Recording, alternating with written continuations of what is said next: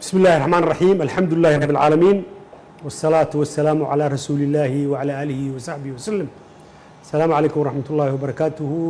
وزير كتمرتي بيها صاحبك حسن عبد النور، وزير دولها حفيزك، رئيس الوزراء، وأنا أشكر ميديا دمان شعبك الصومالي دوادي سلامي. السلام عليكم ورحمة الله وبركاته.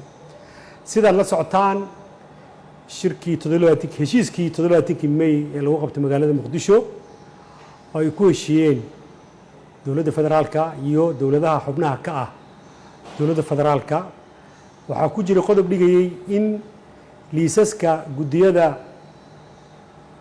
xubnaha gudiyada doorashooyinka heer federaal iyo heer maamul goboleedba ee cabashada laga qabo in loo soo gudbiyo xafiiska ra'iisul wasaaraha muddo 3 cisho gudahood.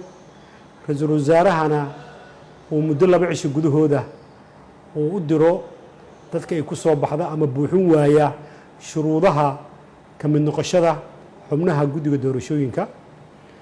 waxaan ka cudur daaranaynaa in waqtigii loogu talagalay howshaas aysan ku dhammaan oo ay jiitantay sabab la xiriira ahamiyadda ay lahayd iyo baaritaan xoog leh oo la sameeyay dadka cabashada laga qabo si aanan loo dulmin qof muwaadin Soomaaliyeed. arrintaas ayaa aad dib u dhacaas keenay. waagi hore waxaan shaacinay 34 qof oo ka mid ahaa 67 qof oo laga soo cawday. maantana oo ay gabagaba tahay waxaa la bedelay 40 qof ayadoo dadka kalena markii dib loo baaray ama xubnihii ay soo qoreen maamul goboleedyada dib loogu noqday ay soo baxeen dad kale oo aan shuruudaha buuxinin. 40 kaas qof ayaa la bedelay.